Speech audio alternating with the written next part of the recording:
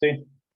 Sí, sí. Bárbaro. Bueno, hoy voy a hablar un poco sobre lo que es el diseño de Ágil.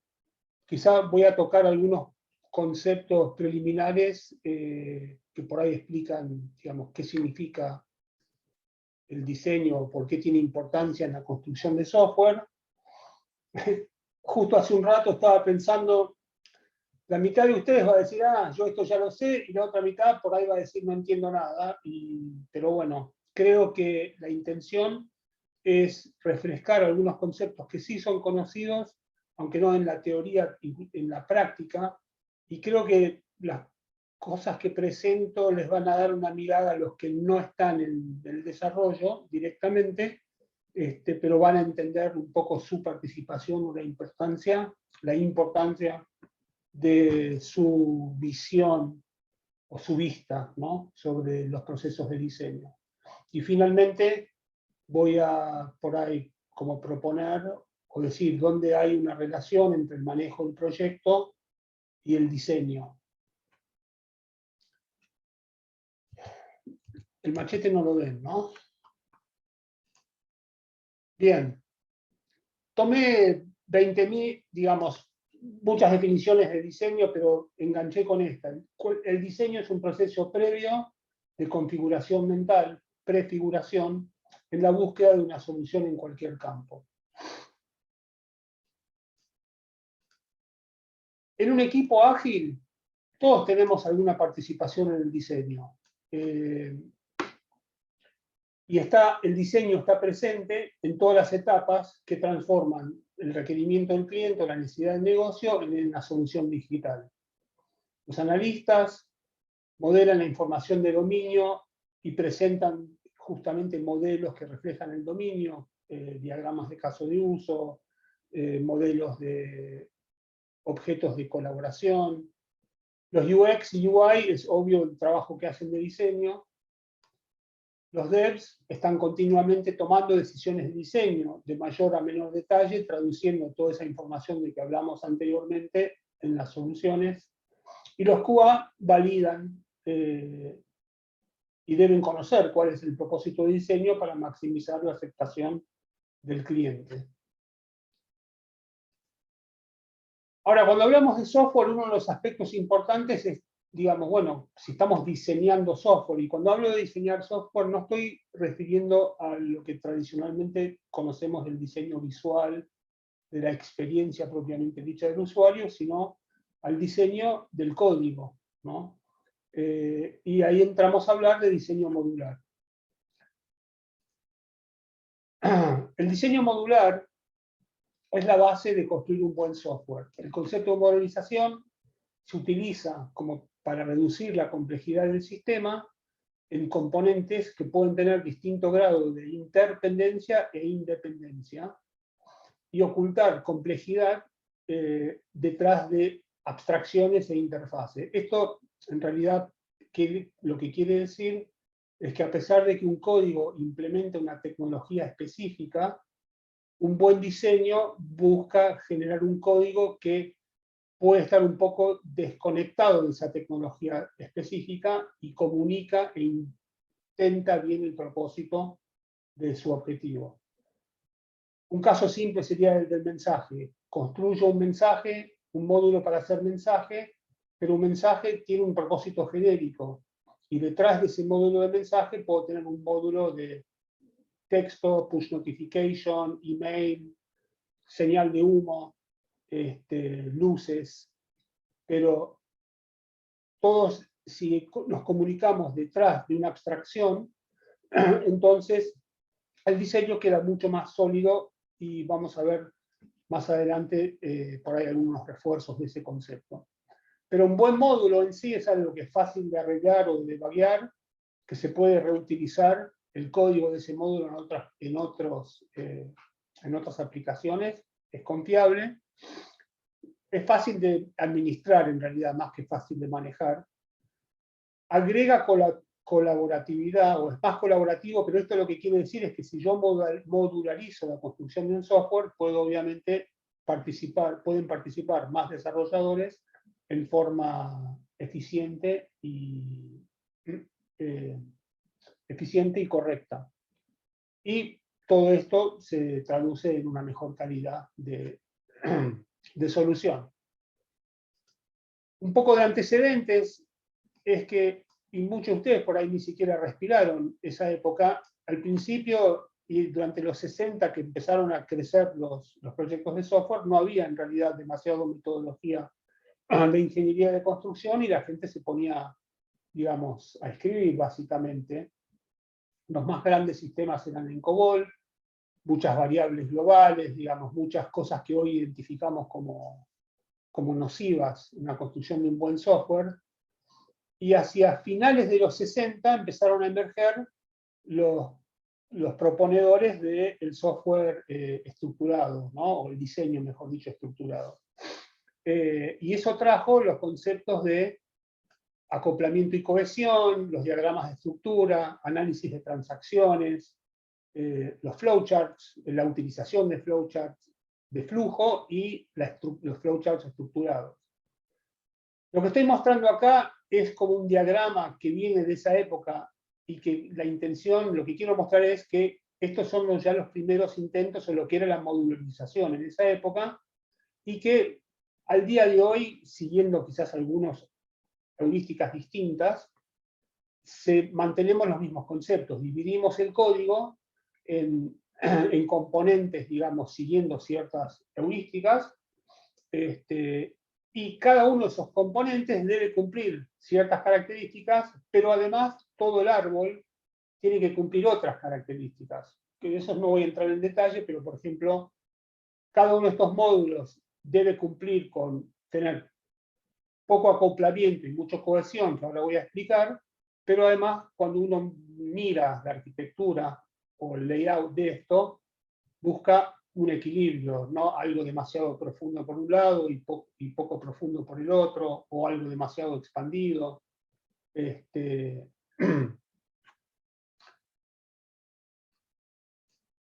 Entonces, miramos los árboles y también miramos el bosque.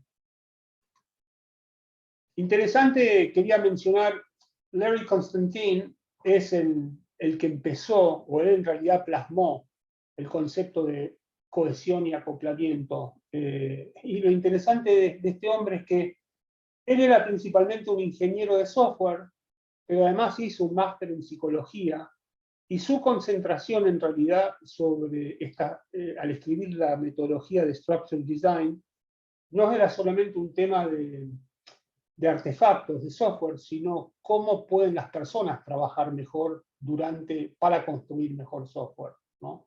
Y yo no sabía eso, pero mientras estaba leyendo sobre esto, ahí aprendí de que no solamente se dedicaba a las ciencias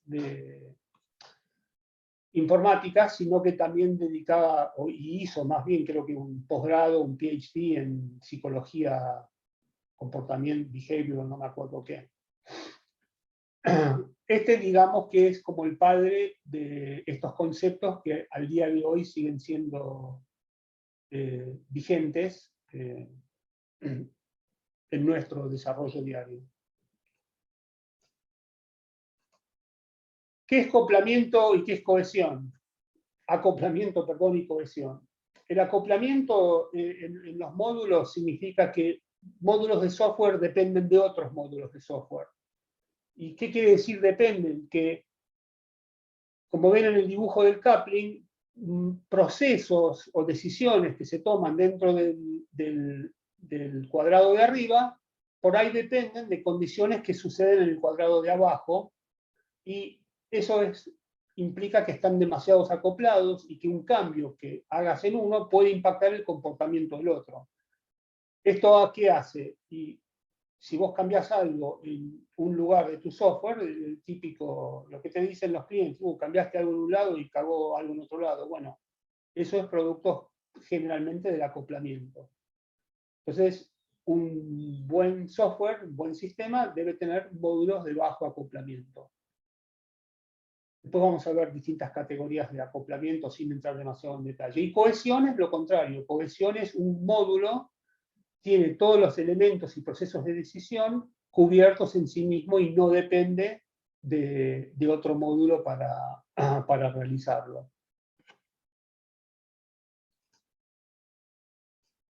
¿Qué nos trae, digamos, entonces un software bien modularizado?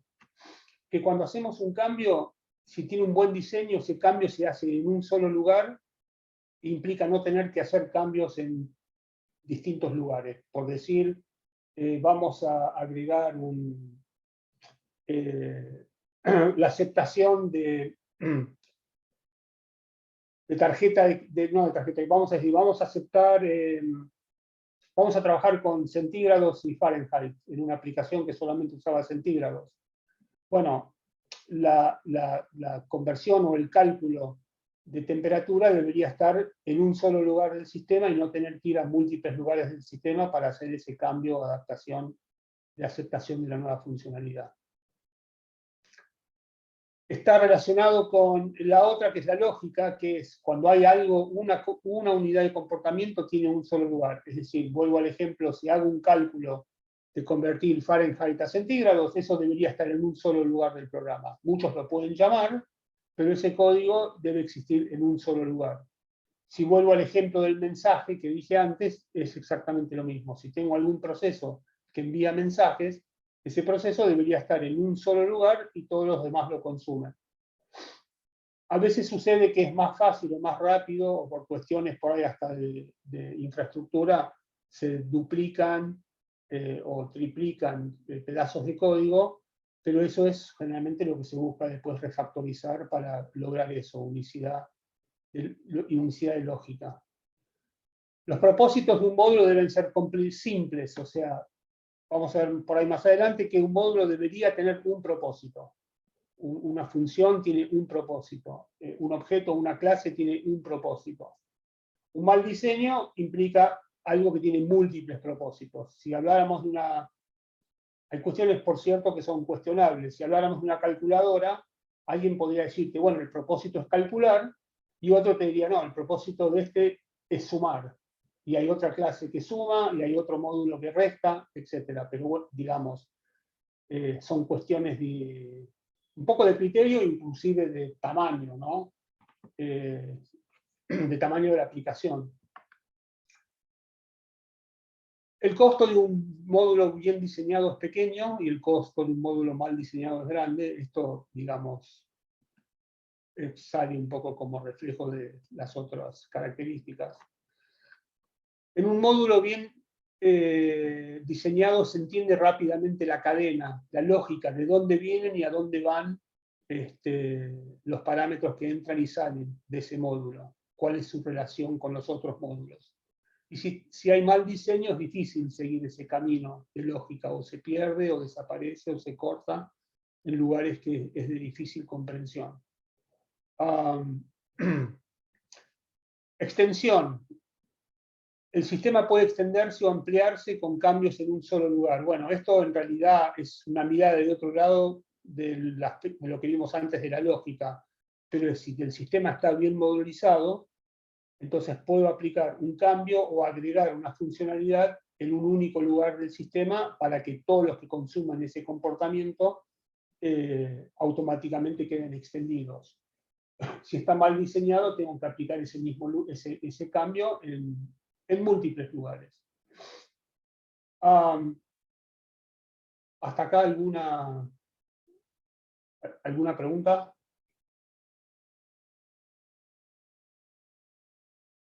No de mi parte. Bien. No, por ahora no. Bueno, acoplamiento y cohesión, sigo con esto porque esto es prácticamente como los principios heurísticas más importantes del software, ¿no? Cómo determinamos y construimos los módulos, e inclusive para ustedes que no son devs, la visibilidad de alguna manera es clara, lo ven en el avance y en el progreso. Estoy construyendo un módulo que suma. Y cuando ven en una daily, en una participación, estoy construyendo un módulo que suma, sube archivos y digamos, y envía SMS, y vos podrías pensar, pero ¿cómo puede estar todo eso en el mismo módulo? Está mal, ¿no? Y esto es un ejemplo por ahí demasiado claro y crudo, ¿no? Pero a veces esto pasa con cuestiones que son más difíciles por ahí de ver en el momento, o ver cuando se toma la decisión, y una mirada adicional dice, no, pero para esto lo podríamos separar, ¿no? Es simplemente una cuestión de lógica. Hay distintas categorías, digamos, de acoplamiento y cohesión. Como dije antes, cuanto menos acoplamiento es mejor, y cuanto más cohesión es mejor. Pero no voy a entrar demasiado en cada uno de estos, porque por ahí no hace de lo que queremos hablar hoy, pero sí esto es algo muy establecido, y en equipos de ingeniería, por ahí hasta un poco más grande, a veces permite identificar y comunicar deficiencias o ineficiencias en una estructura. De hecho, yo hay un slide que saqué, pero hay software que siguiendo la entrada y salida o la declaración de variables de cómo se van comunicando los módulos, llegan a determinar, sin necesidad de participación humana, estos niveles de acoplamiento y cohesión entre los módulos del software.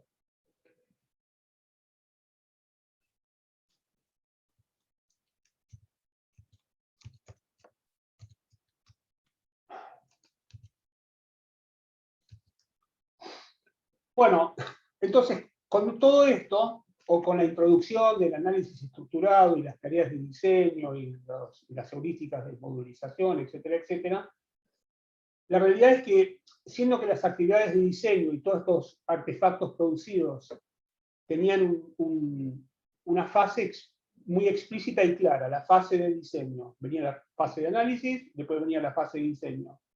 Y los ingenieros de software analizaban los requerimientos y producían al mayor, digamos, detalle posible documentos de diseño que luego usaban los programadores para la construcción del sistema. Pero no siempre, digamos, no siempre los requerimientos iniciales eran ni bien capturados, ni quizás bien entendidos, o bien expresados por el cliente.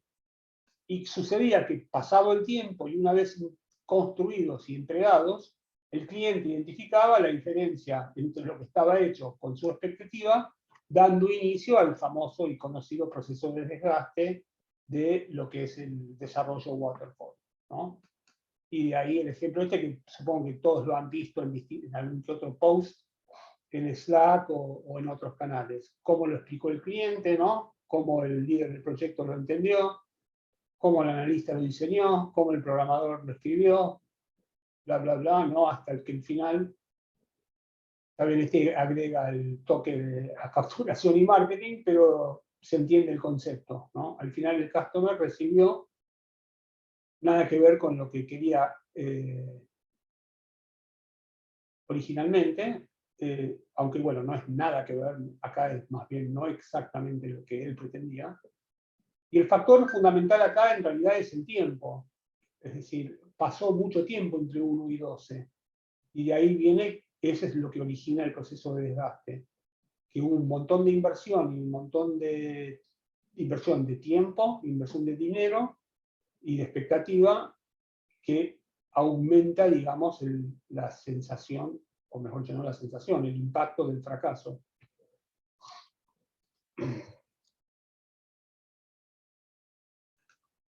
Y de ahí surgen las necesidades de las metodologías ágiles, donde en vez de separar todo en fases discretas, unos secuenciales, creamos iteraciones continuas, iteraciones repetitivas, donde en cada iteración se concentra en la especificación, el diseño, en desarrollar y en testear, y se busca entregar rápido al cliente. Rápido al cliente el resultado y poder obtener feedback inmediato. Apoyando esto aparece el Extreme Programming, la programación XP, donde los programadores toman la responsabilidad de gran parte del diseño.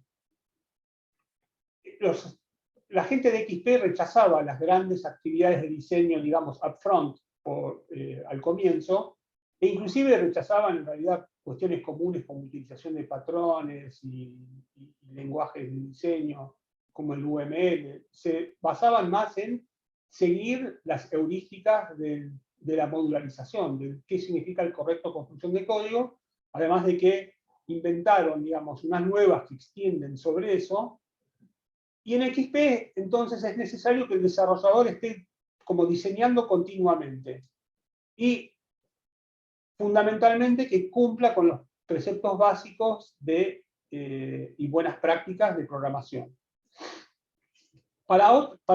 Para cierta gente esto en realidad, para algunos es efectivo y para otros conduce a un ambiente de codificación y de vagueo, constante arreglo y constante arreglo y constante arreglo.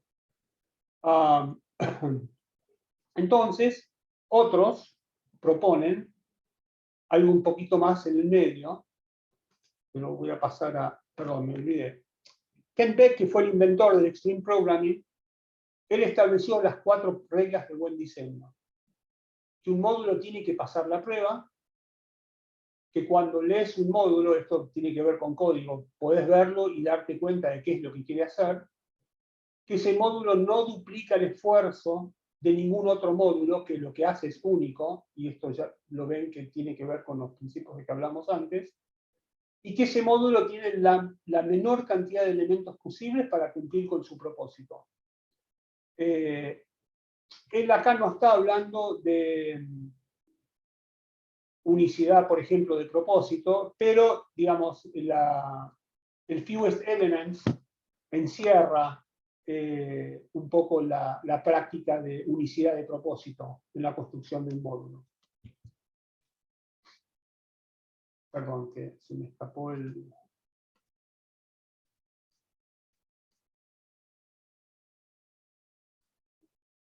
Bueno, entonces hasta acá lo que hemos visto es que la modularización es un tema importante y que las distintas herramientas o conceptos, preceptos, principios de diseño, en realidad en gran parte lo que hacen es manejar la modularización, cómo se va a modularizar un software en ambos aspectos, cómo se van a acoplar, que serían las relaciones entre sí, y cómo se va a construir un módulo individualmente. Parte 2. Ahora vamos a ver un poco qué herramientas tenemos para ayudarnos en ese modelado a través del ciclo ágil.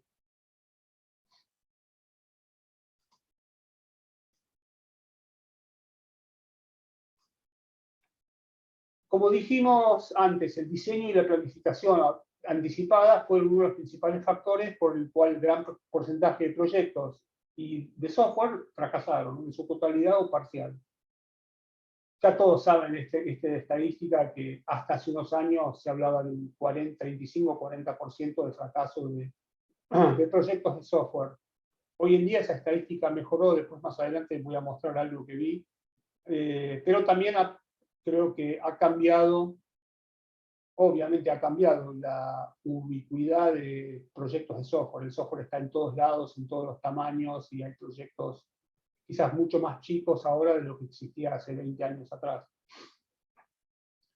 En Ágil podemos buscar técnicas y prácticas que hacen que el modelado sea eficiente. O sea, antes uno característicamente cree, tengo que documentar, tengo que hacer diseños, y en Waterfall, que la verdad es que por ahí ni sé para qué lo menciono porque ya es prehistoria, era una tarea que hasta tumbaba un proyecto porque era odioso, y además obligaba a después mantener documentos que si no se convertían en artefactos inservibles por la cantidad de cambios que había que ir aplicando. Pero en el ágil vamos a ver como otra mirada de documentar. Es decir, documentar con un beneficio mínimo, eficiente, de una manera inteligente. El modelado ágil es una metodología, un conjunto de prácticas y actividades que busca un efectivo modelado y documentado de sistemas de software. Es una colección de valores, principios y prácticas. Acá, digamos, está más o menos expresado todos los valores, principios y prácticas del Agile Modeling. Y no es necesariamente una receta prescriptiva, sino que son consejos y sugerencias de buenas prácticas para ser un modelador o diseñador efectivo. Y todas estas prácticas se pueden aplicar tanto en el análisis de requerimientos, en arquitectura y en diseño. ¿Alguno conocía este Agile Modeling?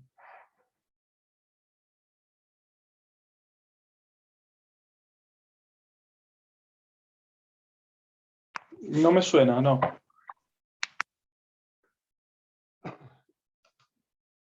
¿No se puede levantar la mano acá? Pero, bueno, a ver si sigo, después vemos de levantar la mano. Bueno, en Ágil, y especialmente Agile Modeling, hace hincapié en que el diseño está presente en todo el ciclo de vida de un proyecto.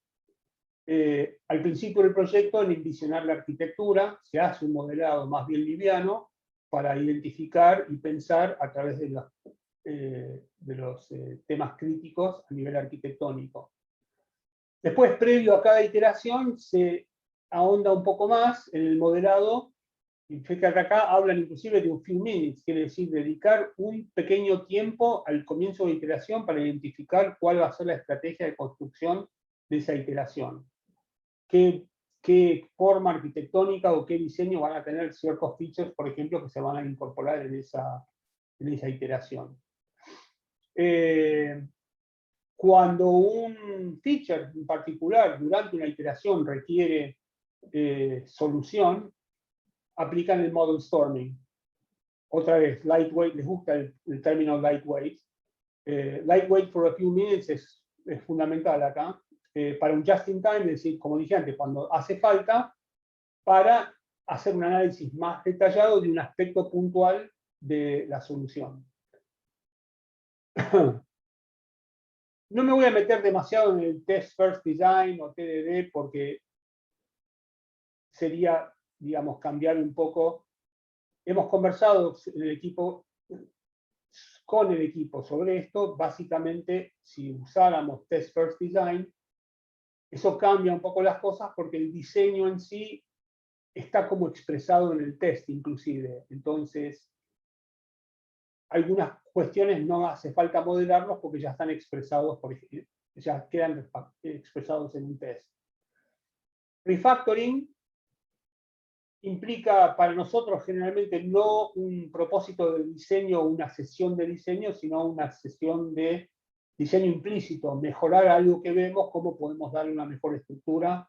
Esto, digamos, lo ven que el equipo lo hace generalmente. Nosotros por ahí no lo identificamos como una tarea, no está flagueado, pero es una actividad que se emplea y ejecuta continuamente. Y la integración continua, poder compilar, testear y validar los componentes, hace que uno pueda validar la decisión de diseño. El hecho de que el motivo de que esté acá Continuous Integration es porque para trabajar ágil hay que poder tener feedback ágil. Entonces, si yo diseño o hago un model storming y pruebo y aplico algo, eso no quiere decir que funcione correctamente. Lo que estoy buscando es maximizar las posibilidades de que funcione correctamente y que produzca los resultados esperados. Ahora, cuanto más rápido pueda buildear y testear y validar, más rápido puedo volver digamos, al paso anterior necesario. En este caso sería probablemente el model storming, ¿no?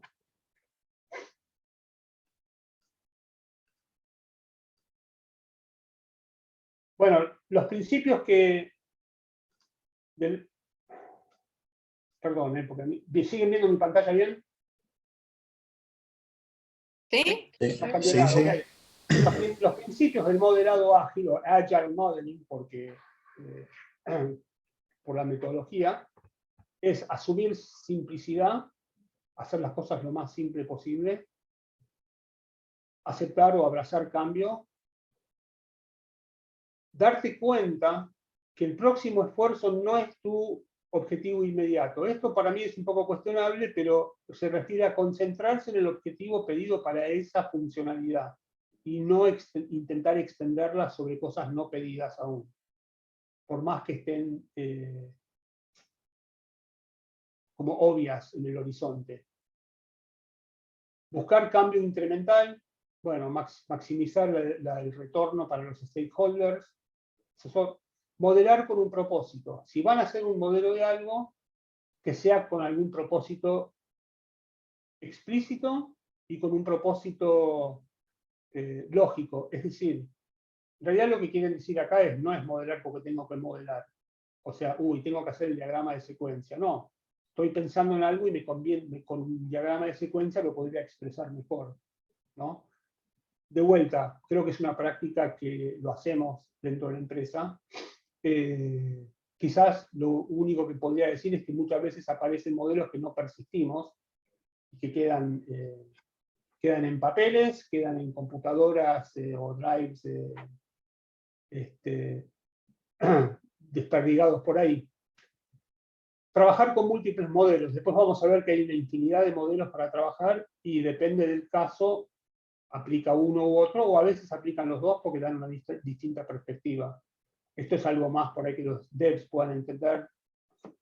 El diagrama de secuencia, un diagrama de colaboración.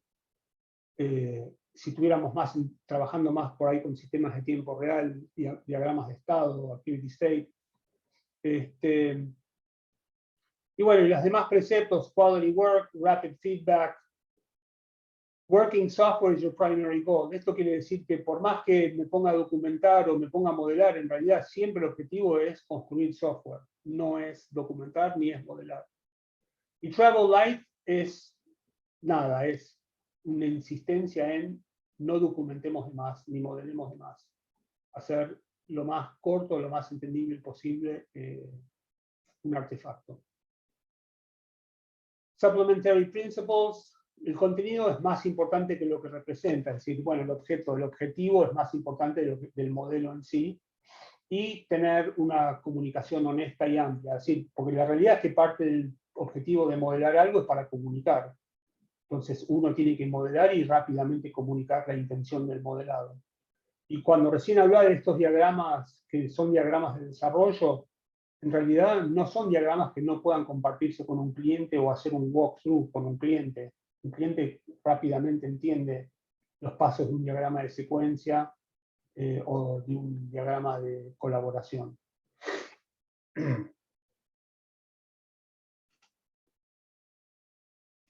Algo que es importante y por ahí repetitivo, pero para hacer reenfatizar. El Agile Modeling dice, hay que modelar just barely good enough, con lo suficiente para que sirva su propósito, ¿no? Entonces, lo ideal empieza donde lo ideal y lo realista, lo que es realista, se unen, ese es el punto. Si ya voy a trabajar de más, entonces ya empieza a perder efectividad o valor, como hablan acá, el modelo. Llenar el propósito, que se entienda, que sea lo suficientemente preciso, consistente, lo suficientemente detallado, que es, no hay que poner mucho detalle, y por ahí hay un comentario de, cuando ustedes vieron un diagrama, o utilizaron un diagrama, cuántas bolillas le dieron a los detalles, ¿no? Proveer valor positivo y sean lo más simple posible.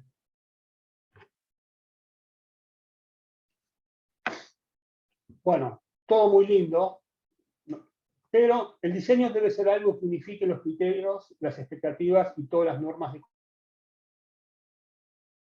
Debe crearse un medio que persista en el tiempo y que comunique las decisiones de diseño de más alto nivel.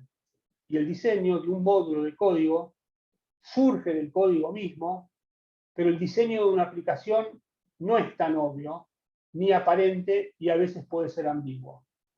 Con esto quiero decir que, siguiendo los buenos preceptos de modularización y de creación de objetos o de clases, hay muchos dando vueltas, Solid, Dry, Kiss, YAGMI, o los de cohesión y acoplamiento, los 4 de Kehlbeck. Todo eso ayuda a que puedan construir módulos que cumplan con los preceptos del buen software. hasta sin hacer ningún tipo de diagrama. Pero cuando hablamos de construir una aplicación y la intercomunicación o el acoplamiento de esos módulos, muchas veces un modelo sirve y comunica, y permite que todo el team esté en la misma página. Y hablando de modelos, como decían antes, hay miles de modelos, bueno, miles, hay muchos modelos para elegir. Acá, yo no sé si esto no es exhaustivo, pero los más comunes, digamos, que se utilizan hoy día, el diagrama, por ejemplo, en el Detailed Structural Modeling, que es cuando modelamos una solución ya en más detalle, que generalmente empezaría con algunas clases y después se iría extendiendo a medida que vamos pasando por iteraciones. Hablábamos de los diagramas de clase y los diagramas de objeto. En el diagrama de arquitectura, los diagramas de componentes, los diagramas de deployment. Cuando hablamos de procesos, esto viene aún de diagramación estructurada. El diagrama de flujo de datos, el DFD, los diagramas de flujo, el flowchart, los activity diagrams, esos son por ahí los más comunes. Un value stream map no es tan común. El value stream map es como un diagrama que muestra, a medida que va pasando por los procesos del software, cómo se va agregando valor, digamos, a lo que se va haciendo. El Conceptual Domain Modeling está más relacionado con el análisis, el principio del dominio del negocio, qué es lo que quiere el negocio, y cómo se va a traducir eso y sería la base para un modelo de implementación. Bueno, User Interface Development no hace falta, creo que no requiere explicación. Y los Dynamic Object Modeling, que son los más utilizados en el día a día, ahí ya lo mencioné, el de secuencia, el State Machine, el de interacción o colaboración, el de Composite es parecido al de interacción, pero es estático.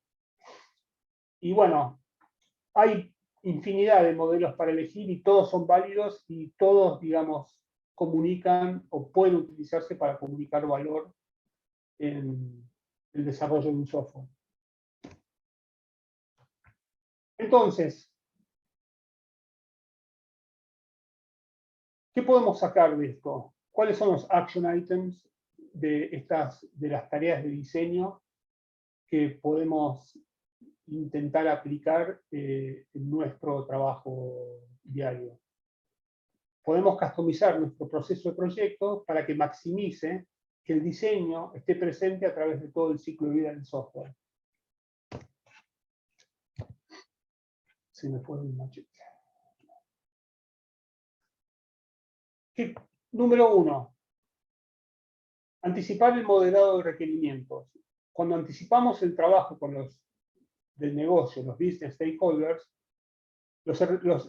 al anticiparlo, cuando vamos a desarrollar, los requerimientos ya se encuentran clarificados, los propósitos están claros y las características principales también están claras.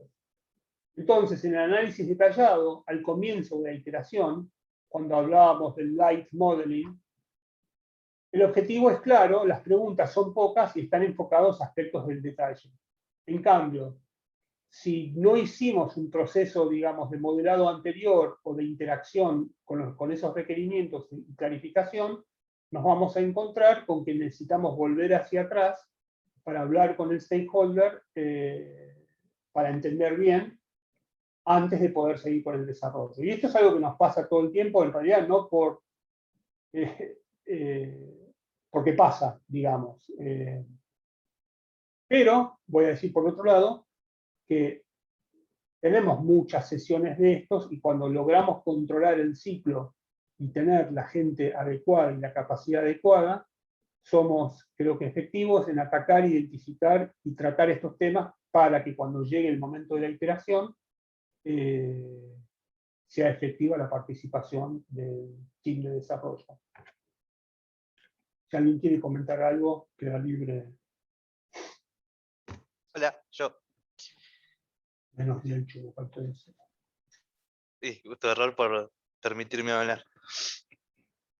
No, digo, me pregunto con respecto a eso, y lo que decías antes de por ahí hacerlo justo, lo suficiente, cuando nosotros hacemos eso de por ahí tratar de entender muy a fondo los requerimientos y volver a la pregunta al cliente o a quien tiene el requerimiento, y volvemos a diseñar, en vez de por ahí bajar la cantidad de cosas que queremos entender, desarrollar sobre eso e iterar, digamos, en vez de como poder hacer el ciclo completo sobre algo menor y no tratar de entender todo. Obviamente depende del caso, pero tal vez en algunas ocasiones nos pasó eso, de querer volver a entender todo y frenar el desarrollo.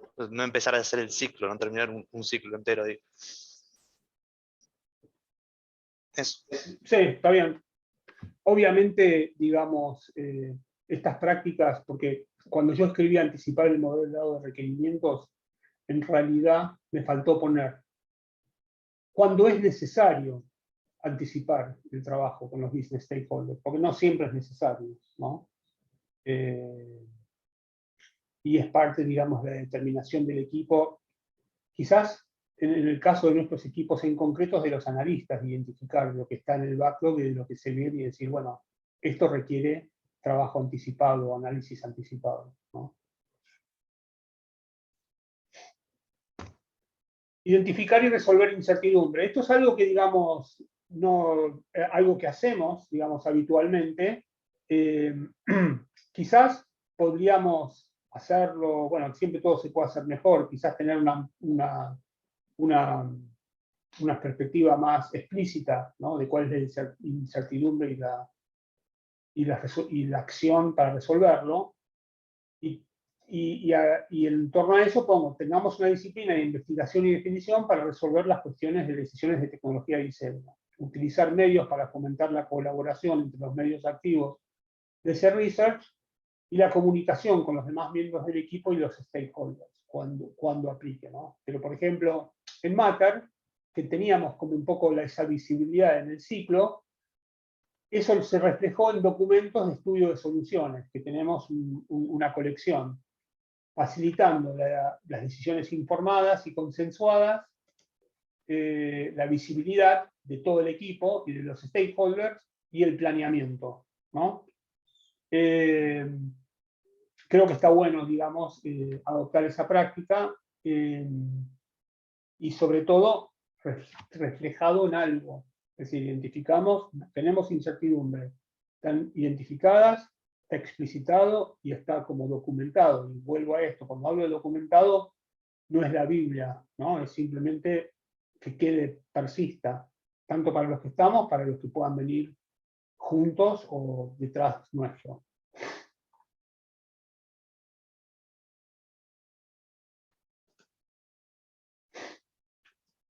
Esto para mí por ahí es el aspecto más interesante de lo que estoy proponiendo. La desmodularización o la modularización del software se tiene que ver reflejado en el backlog.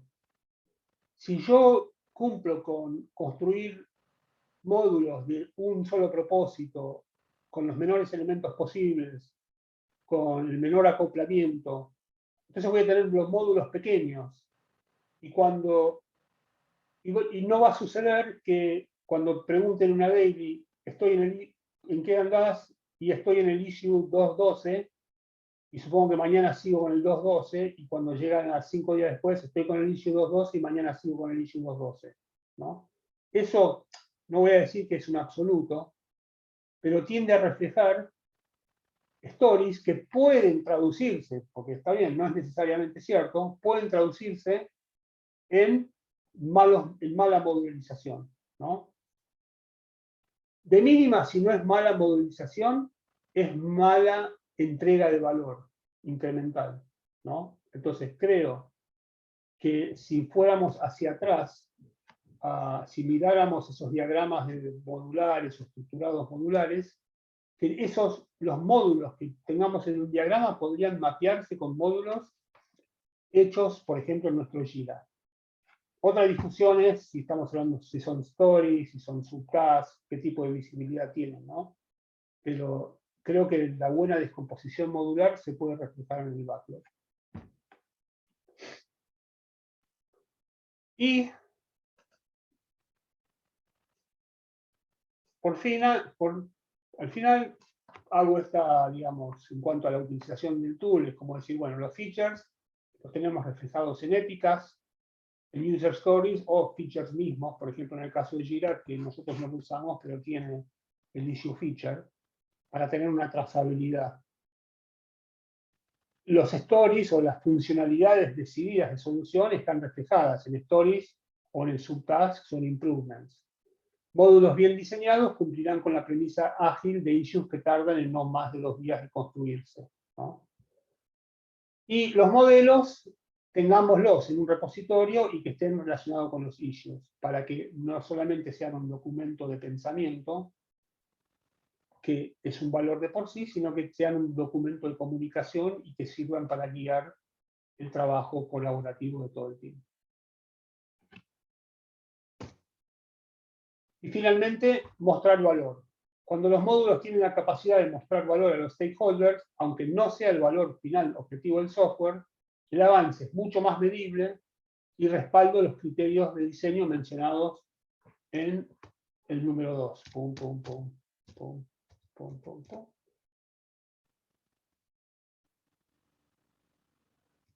Se me fue cuál era el número 2. Los criterios de diseño que hablamos de modularización. Baja cohesión, alta cohesión, bajo acoplamiento, unicidad de propósito, etcétera, etcétera. Corolario o conclusión. La exitosa construcción de una solución de software requiere el cumplimiento de muchos aspectos. Uno de ellos es el diseño. La responsabilidad del diseño cae en medida importante en el equipo de desarrollo, pero los demás miembros del equipo aportan a su efectividad. Se pueden utilizar las herramientas de modelado y de conducción de proyecto de forma interrelacionada para maximizar el éxito del mismo. And that's it. Questions?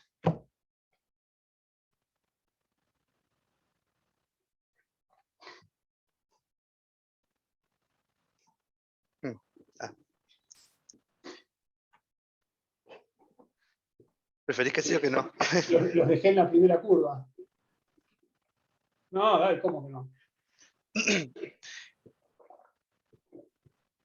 Con algo que mencionaste al principio, de cómo está relacionado todo esto con el diseño del sentido de diseño de UX, etc. ¿Cómo ves relacionado todo esto, digamos, la preferencia entre diseñar a través del diseño de UX o que eso venga después? ¿En qué momento se encuentran? Bueno,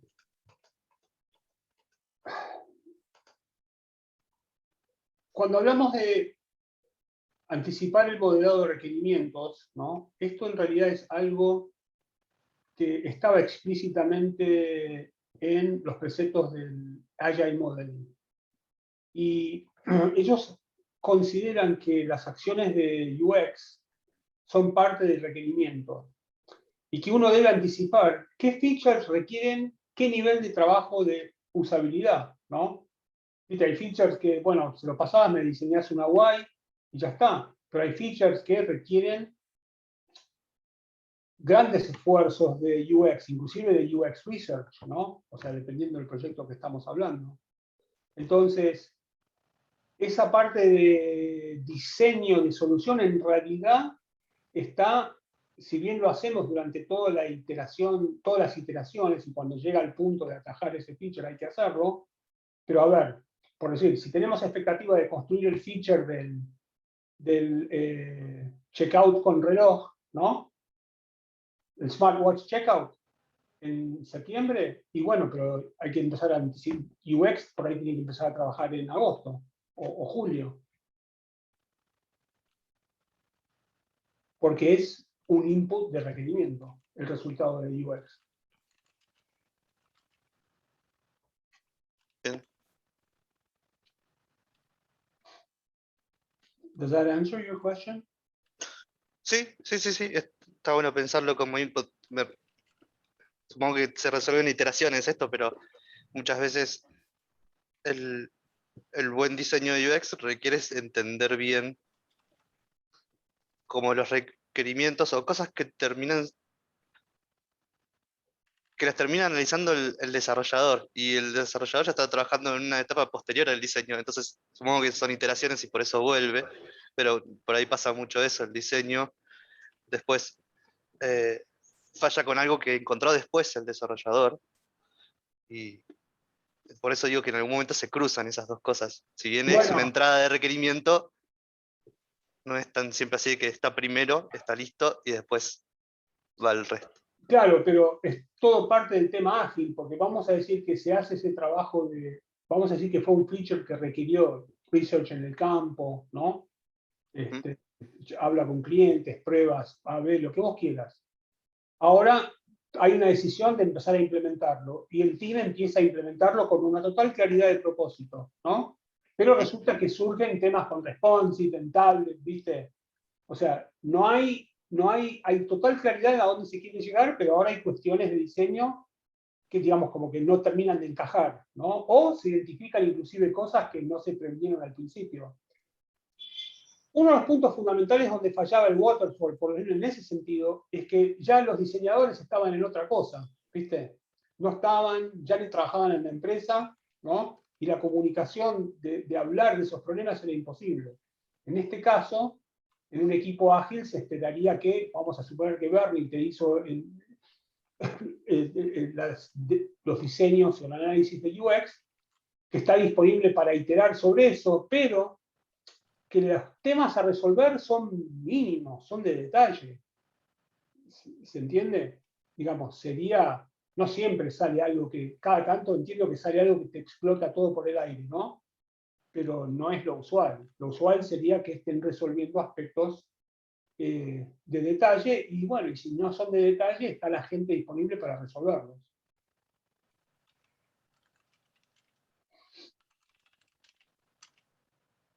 O sea, no es un mini waterfall, no es que, viste, te resuelven UX, te entregan unos mockups y chao. Claro. El problema por ahí se da cuando te cambian drásticamente los requerimientos, porque ni el stakeholder o el product owner entiende qué es lo que quiere realmente. No Claro. puede ser, eso no puede ser. No, no pasa. Claro, sí, es cierto que casi todo lo que se vio ahora está muy atado a eso, a que los requerimientos están claros al principio, y la realidad muchas veces es otra, o es más dinámica, digamos. Pero sí. Sí. Creo que lo que vos decís, PH, es cierto, pero más se da cuando hay menos trabajo previo de análisis. Y cuando digo análisis incluyo UX, ¿no? UX, prototipado, intercambio, ¿no? Cuando hacen rinraje de decisión. Por ejemplo, ellos dan el ejemplo, yo lo saqué la cara para no ser tan pesado, pero más, imagínense. Tengo acá un montón de cards que saqué, pero los stakeholders, anticipar el modelado, ¿no? Cuando los stakeholders tienen disponibilidad limitada, anticipar diferencias de opinión entre stakeholders, que un poco a veces pasa eso en Keyline, ¿no? Que se ponen a hacer y de pronto el cacique dice, no, pará, ¿está bien? Claro, acá no es que hubo una falla nuestra, sino que con la velocidad o con la inmediatez con la que se viene trabajando, fue así, no hubo otra. Pero nosotros hemos hablado por ahí con Romina que, bueno, cuando es posible hay que tratar de anticipar esas decisiones entre todos, porque sabemos que la probabilidad de que suceda esa no es baja. No sabría ponerle un número, 50%, pongámosle, ¿no? De que si Anya no está al tanto de lo que está pasando, le baja el pulgar. Y bueno, sí. Y ahí está lo que vos decías, es discutible esto, porque justamente hablabas de eso, de que hacer lo justo y necesario también involucra un criterio de decir, en realidad me adelanto porque después me libero trabajo, no, pero va en contra de ágil, no, hay un criterio en el medio. Para mí es como ok, hacer lo justo necesario. Entonces tu ticket es subir imágenes, por decirte, ¿no? Pero vos sabés que en un mes vas a tener que subir videos, ¿no? ¿Viste? O sabés que este ticket es desde una compu y dentro de un mes viene el Google Drive, ¿no? Pero, ¿sabes lo que pasa? Ahí empieza el tema de abstracción, ¿viste? De interfaces, ¿no? Por ahí en este ejemplo. Por ahí hay otro ejemplo por ahí hay un mejor ejemplo para eso. Sí, pero en general creo que sí, que sea eso. Pero bueno, nada es blanco o negro, es cierto, digamos. Hay veces donde tenés que decir, no, pará, digamos, convendría atajar, ¿no? Pero vos no lo estás haciendo por cuenta propia, porque quizás ahí está el tema. No es que vos como dev dijiste, mira, me pidieron este speech, pero yo le voy a meter, digamos, carne a otra cosa. No, lo pasás con el cliente. Y la decisión es mancomunada, entonces ya volvés a la situación. Pero en ese proceso en este proceso, ¿no? Cuando haces el iteration modeling, ya lo anticiparías eso y quizás lo plantearías. No te agarraría en el momento cuando estás trabajando el issue. Y tendrías pulgar para arriba o pulgar para abajo del cliente.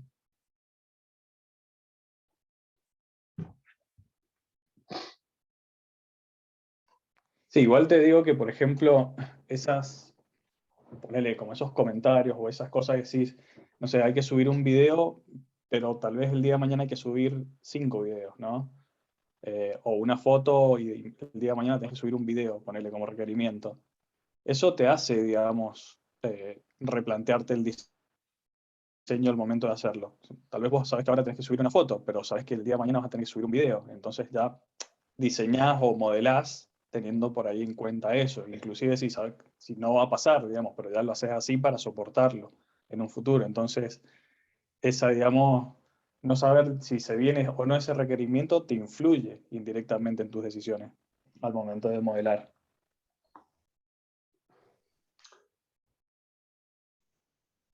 Estoy de acuerdo, pero vos podés devolverlo como un feedback en la iteración de modeling, ¿no?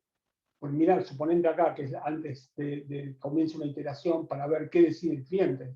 Porque si el cliente igual te dice, no, déjalo así, vos lo tenés que dejar así. Porque es un tema de disciplina, si no. Sí. Iba a decir algo parecido, que eso está bueno negociarlo con el cliente, de preguntarle, más adelante vas a querer subir un video y eso va a tener tal costo, entonces involucrarlo en esa decisión, lo hacemos ahora más completo, lo hacemos más cortito. Que ahí es donde debe pisar fuerte el product owner y priorizar él. Igual. Porque si uno ahora lo hace de ondas adelantándose, no lo va a pagar el product owner. Digo. Sí, totalmente. Sí. Igual el cliente siempre quiere todo. O sea, vos le ofreces el oro y el moro y te dice que sí.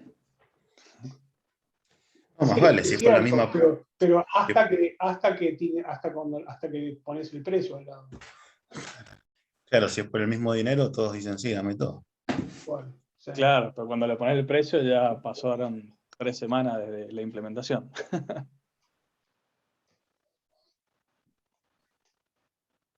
O por lo menos desde la toma de decisión de qué modelo adoptar, digamos, ¿no? Sí. Bueno, esto había levantado el otro día cómo mejoran el éxito de los proyectos con la adopción de Agile versus Waterfall, ¿no? Que tampoco es tan rosado, ¿no? 26% cuando en la época de Waterfall y un 42% ahora en la época de Agile, y sin embargo los proyectos con problemas siguen estando más o menos por la mitad, pero ha bajado mucho el porcentaje de fracasos.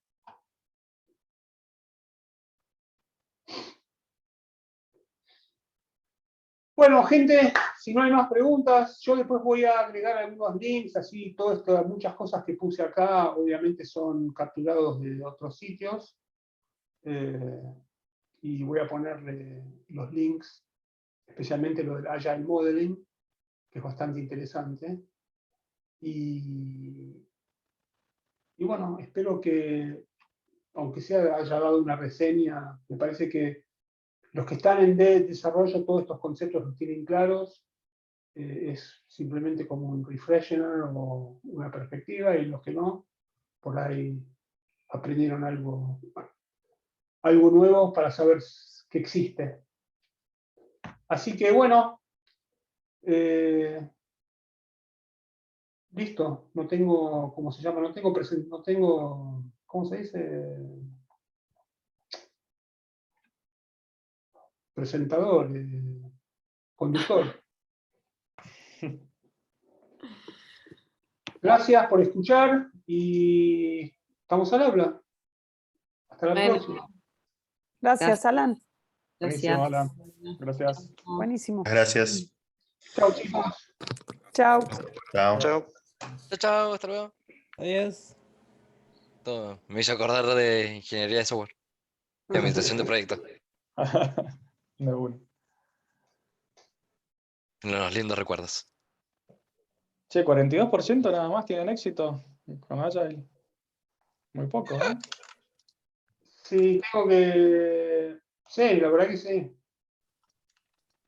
Lo que sucede es que challenge, en realidad, no necesariamente implica fracaso, sino Claro. que es éxito, como puede ser, incluir éxito fuera de presupuesto, ¿no? Viste, fuera de presupuesto, fuera de tiempo. O sea que, pero la diferencia es 92%, digamos, de challenge o successful versus el 80%. Bueno, tampoco es tan significativo.